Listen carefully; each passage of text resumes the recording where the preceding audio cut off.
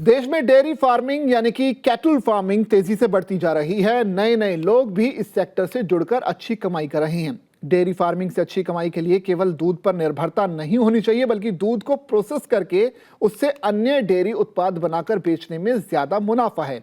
हालांकि processed items की self life बहुत ही कम होती है, इसलिए कई बार डेयरी फार्म्स को नुकसान उठाना पड़ सकता है। अब ICAR ने इस समस्या को ध्यान में रखते हुए एक खास तकनीक विकसित की है, जिससे पनीर को 10 दिनों तक फ्रेश रखा जा सकता है।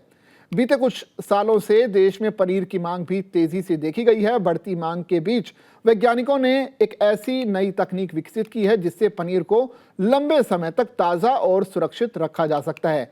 ICAR यानी कि भारतीय कृषि अनुसंधान परिषद के नेशनल डेयरी रिसर्च इंस्टीट्यूट यानी कि NDRI करनाल ने एक खास तरह की तकनीक यानी कि AMCF नाम की इस नई तकनीक को विकसित किया है।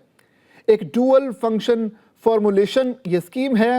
ये सिर्फ दूध को फाड़कर पनीर बनाने का काम ही नहीं करता, बल्कि प्राकृतिक एंटी माइक्रोबियल एजेंट को भी उसी तरह काम करता है। या फिर आसान शब्दों में कहें तो तकनीक पनीर बनाने के साथ साथ उसमें हानिकारक बैक्टीरिया को भी बढ़ने से रोकने में मदद करती है। इससे पनीर की शेल्फ लाइफ 10 दिनों से ज्यादा बढ़ाई जा सकती है।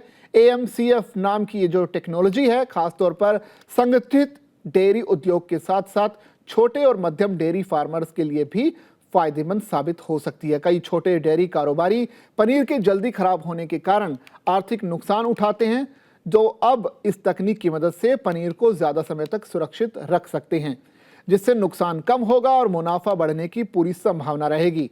भारत दूध उत्पादन के मामले में दुनिया का सबसे बड़ा देश है। ऐसे में डेयरी फार्म्स के लिए दूध से बनने वाले उत्पादों की क्वालिटी और उनकी शेल्फ लाइफ बढ़ाना बेहद जरूरी है।